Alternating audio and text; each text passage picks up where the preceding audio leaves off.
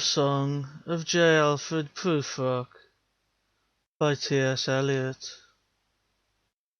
Let us go then, you and I, when the evening is spread out against the sky, like a patient etherized upon a table.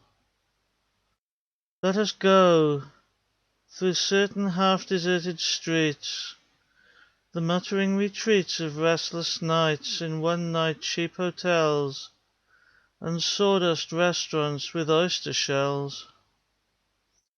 Streets that follow like a tedious argument of insidious intent, to lead you to an overwhelming question.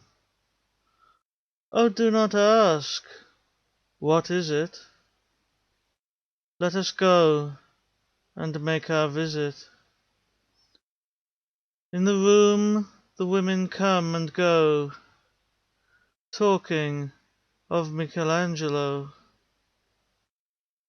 The yellow fog that rubs its back upon the window panes, the yellow smoke that rubs its muzzle on the window panes, licked its tongue into the corners of the evening, lingered upon the pools that stand in drains, let fall upon its back the soot that falls from chimneys, slipped by the terrace, made a sudden leap, and seeing that it was a soft October night, curled once around the house and fell asleep.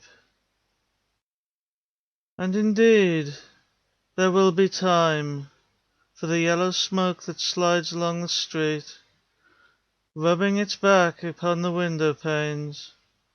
There will be time, there will be time, to prepare a face to meet the faces that you meet.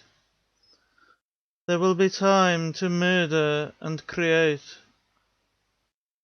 and time for all the works and days of hands that lift and drop a question on your plate.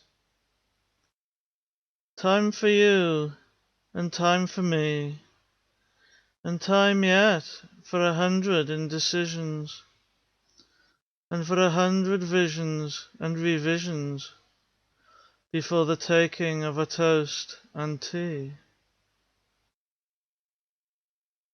In the room the women come and go, talking of Michelangelo. And indeed there will be time to wonder, do I dare? And do I dare? Time to turn back and descend the stair, with a bald spot in the middle of my hair. They will say how his hair is growing thin, my morning coat, my collar, mounting firmly to the chin, my necktie rich and modest, but asserted by a simple pin. They will say, but how his arms and legs are thin. Do I dare disturb the universe? In a minute there is time for decisions and revisions, which a minute will reverse. For I have known them all already, known them all.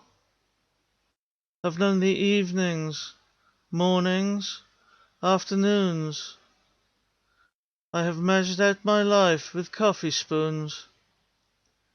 I know the voices dying with a dying fall beneath the music from a farther room. So how should I presume?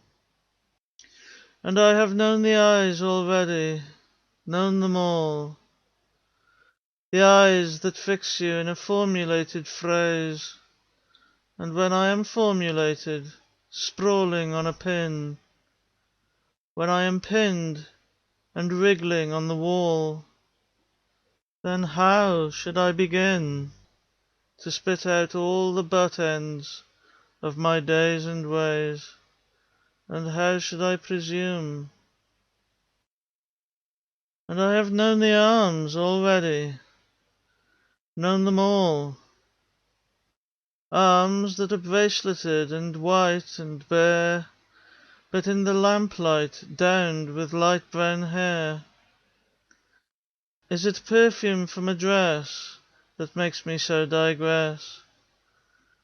Arms that lie along a table, or wrap about a shawl. And should I then presume? And how should I begin? Shall I say I have gone at dusk through narrow streets, and watched the smoke that rises from the pipes of lonely men in shirt-sleeves, leaning out of windows? I should have been a pair of ragged claws scuttling across the floors of silent seas. And the afternoon, the evening sleeps so peacefully, smoothed by long fingers, asleep, tired, or it malingers, stretched on the floor here beside you and me. Should I, after tea and cakes and ices, have the strength to force the moment to its crisis?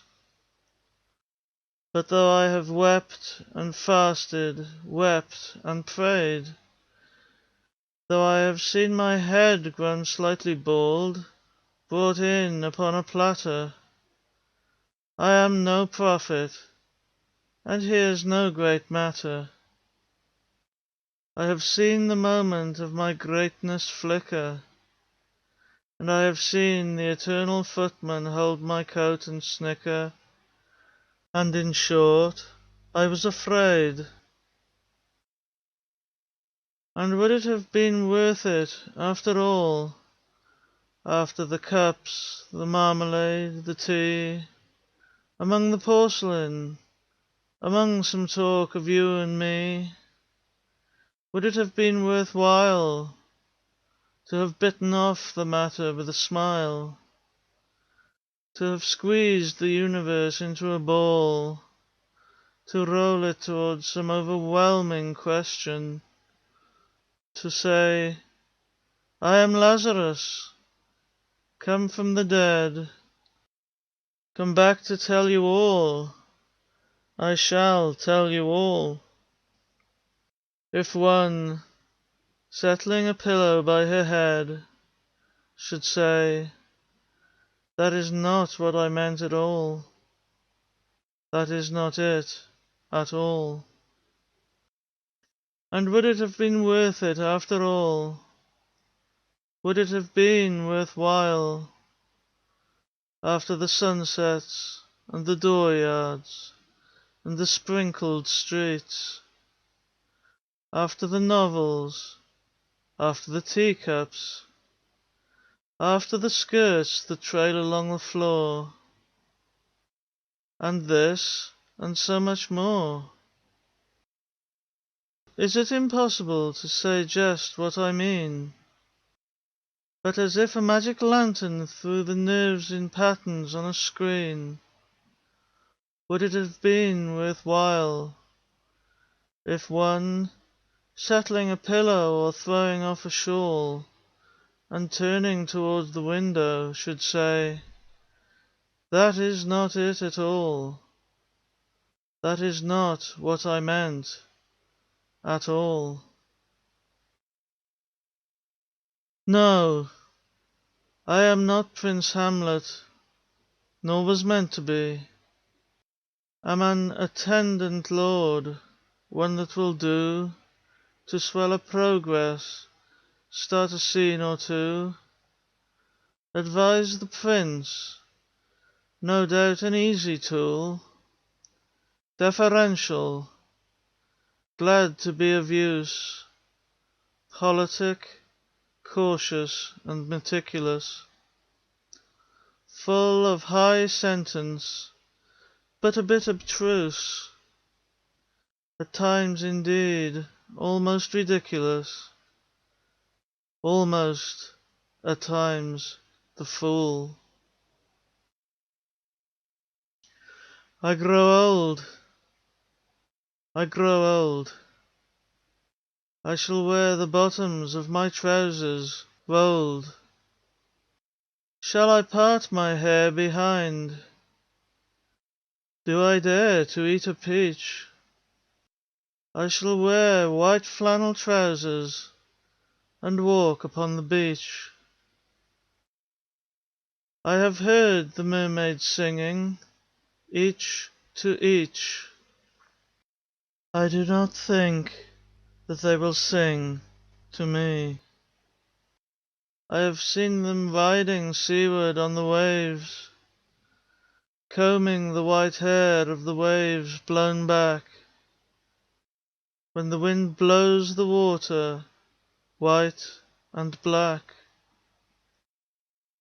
We have lingered in the chambers of the sea, by seagulls wreathed with seaweed red and brown, till human voices wake us and we drown.